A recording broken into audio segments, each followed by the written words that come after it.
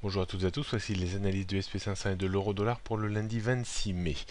Le SP500 est en train de quitter un petit peu la zone de trading range dans laquelle il était enfermé depuis quasiment 3 mois entre 1831 et 1888 points.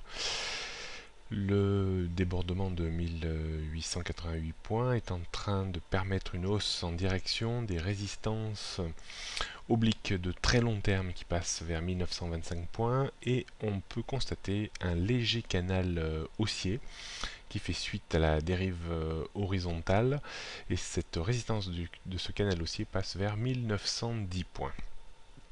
Donc on ne s'attend pas, enfin je ne m'attends pas à une hausse vraiment très violente, mais toujours peut-être une petite hausse légèrement larvée en direction de 1910 voire 1925 points, avant d'engager peut-être une vague de correction qui aura comme objectif 1880 voire 1860 points. Il faudrait la rupture de 1860 points pour voir l'indice revenir sur deux niveaux de support très travaillés à 1831 avant celui à 1805 points.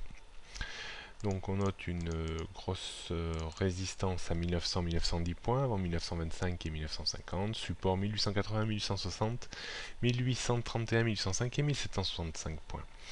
La tendance du jour passe de légèrement, enfin de neutre à légèrement haussière. Petite erreur de frappe sur le PowerPoint. Donc d'un point de vue stratégique, on pourra tenter des petites ventes à découvert en cas de hausse entre 1910 et 1925 points avec un stop à 1950 et un objectif à 1870 points. Ce sont des variations assez étriquées, mais depuis plusieurs mois, les variations sur SP500 restent quand même très faibles. On va terminer par l'euro-dollar qui reste toujours sous dépendance baissière depuis le gros rebond contre 1,39-1,40. La rupture de 1,3840 puis 1,3790 a mis une pression baissière quasiment tous les 50 pips, 1,3750, 1,3650 et maintenant les 1,36 sont en ligne de mire avant le gros niveau de support situé vers 1,3530.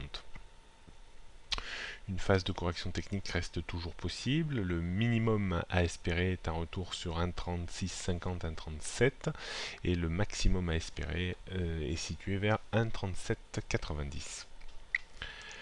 Donc, grosse résistance à 1,3650, 1,37, 1,3750, 1,3790, support 1,36 avant 1,3530.